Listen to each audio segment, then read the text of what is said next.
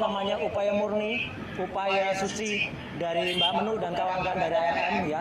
Kami tetap bersama di dalam memperjuangkan kepalsuan dari ijazah Jokowi dan ijazah Gibran anaknya. Ya sekarang mereka insya Allah akan diterima masuk dan kita akan memberikan dorongan kepada dan juga dukungan support kepada Mbak Menu dan kawan-kawan dari ARM untuk saya ini. Masa selembar surat semacam ini bisa meloloskan seseorang untuk masuk ke dalam posisi wakil presiden.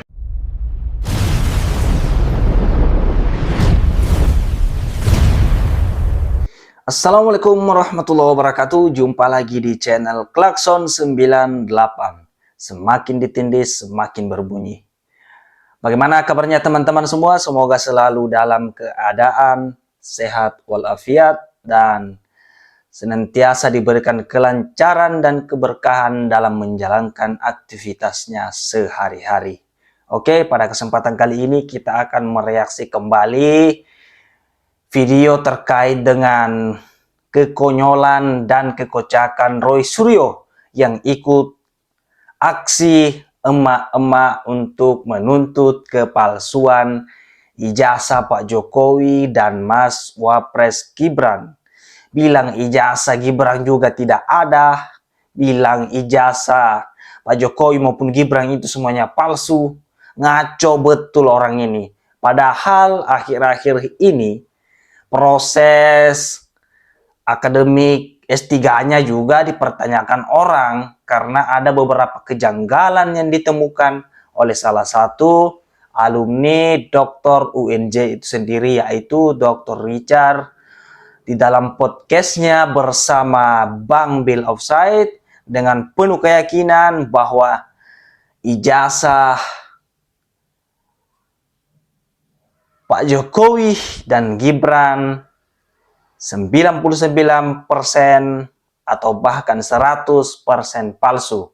Kita simak videonya. Saya bersama upaya murni, upaya suci dari Mbak Menu dan kawan-kawan dari ARM ya. Kami tetap bersama di dalam memperjuangkan kepalsuan dari ijazah Jokowi dan ijazah Gibran anaknya. Ya sekarang mereka insya Allah akan diterima masuk dan kita akan memberikan dorongan kepada dan juga dukungan support kepada Mbak Menu dan kawan-kawan dari ARM untuk saya ini. Masa selembar surat semacam ini bisa meloloskan seseorang untuk masuk ke dalam posisi wakil presiden. Selamat Mbak Menu, silakan masuk dan mewakili rakyat, ya gitu. Ya. Doa kami beserta Anda semuanya. Tapi saya nggak mau masuk Pak. Oh nggak masuk? Oke. Saya lebih baik. Saya ada acara lain, tapi hati saya tetap bersama mereka. Terima kasih. Jadi, selamat yang akan masuk ke dalam. Dan Gibran tuh nggak punya yang katanya ijazah SMA, ijazah ada tuh nggak ada kayak gini nih. Bahaya juga ini. Ini saya dapat bilang ijazah SMA juga tidak ada. Australia, ya. Jadi contoh semacam ini nggak ada. Ijazah S1-nya Mas Wapres juga tidak ada.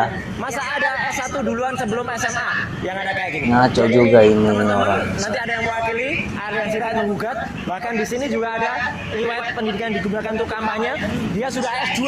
S2 apa? S2 itu S dombrong sama S puter aja nanti. Ya gitu. Jadi monggo perjuangan rakyat kami bersamamu. Ya, silakan. Ya. Tuntutannya, aduh nggak ada tuntutan. Kami hanya ingin. Aduh, ibu. Gibran ada atau enggak? Itu aja Mas. Iya. Mending pulang ke rumah aja Bu. Tapi kami hanya Urusin suaminya ibu tuh. Ada yang masakin. ada ijazah goib jilid 2. Itu aja Pak. Waduh. Kami tidak sempat sampai audiensi atau apa ya. Dan memang pihak Gibran sendiri juga tidak. Kami memang hanya ingin bertanya tanpa mau audiensi. Saya hanya ingin menggerakkan hati Wapres. Karena gini, kalau memang seseorang yang jujur pada saat dia ditanya, mana lu punya itu, pasti otomatis akan diberikan. Saya akan coba itu. Jadi memang saya tidak coba untuk audiensi karena saya pikir itu tidak penting. Jadi itu aja. Audiensi nggak penting. Waduh ibu.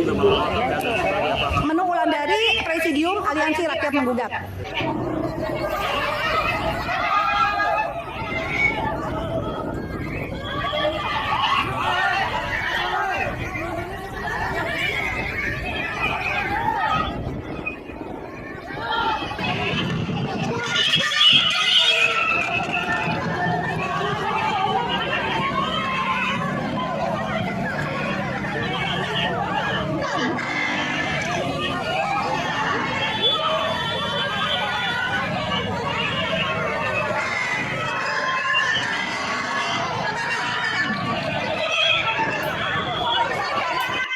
satu terakhir ya. Boleh silakan. Jadi Mas Roy Suryo, saya menerima Dr. Mas Roy Suryo karena itu ada satu konsensus para dokter yang harus diterima.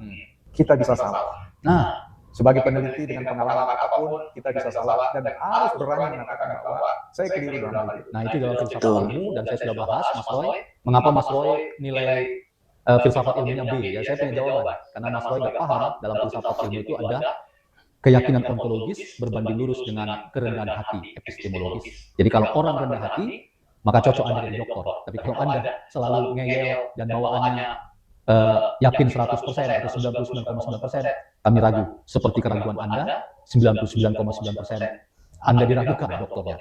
Ini kan catatan kami, teman-teman. Sekali lagi, salam hormat dari YouTuber NKRI. Bukan partai politik.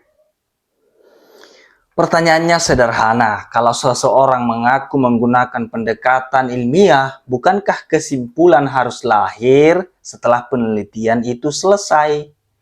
Bukan sebaliknya, kesimpulan sudah ditetapkan sejak awal, lalu mencari pembenaran di belakangan. Disinilah publik mulai bertanya-tanya, selama ini kita mendengar berbagai pernyataan yang menyebut angka sangat meyakinkan. Bahkan sering muncul klaim bahwa dugaan kepalsuan itu mencapai 99% palsu. Namun, pertanyaannya, angka itu berasal dari metodologi penelitian yang mana? Apakah ada laporan penelitian yang dapat diuji oleh peneliti lain? Apakah ada sampel asli yang diperiksa dengan prosedur ilmiah yang lengkap? Atau itu hanya bentuk keyakinan pribadi yang kemudian dibungkus untuk menyerang pribadi seseorang? Ya, atau bisa lebih dari itu ya teman-teman. Kalau seseorang mengatakan ijazah itu palsu, maka dia yang harus membuktikan dengan menghadirkan bukti yang kuat, dapat diverifikasi dan dapat dipertanggungjawabkan baik secara ilmiah maupun hukum. Bukan sekedar menyampaikan opini yang terus diulang-ulang tanpa dasar data dan fakta yang kuat. Inilah sifat orang-orang yang ngeyel dan bebal. Mau disampaikan bahwa itu salah, maka dia akan tetap pada apa yang diyakini. Padahal itu semua yang dilakukannya memang salah. Karena semua proses penelitian yang mereka lakukan selama ini, baik itu Tifa maupun Roy, itu salah karena hanya meneliti fotokopi, bukan sampel asli. Kok bisa ya dia simpulkan bahwa itu palsu? Kocak memang orang-orang ini. Oke teman-teman sekalian, cukup sekian video kali ini. Terima kasih yang menonton dari awal sampai akhir. Sampai jumpa di video berikutnya.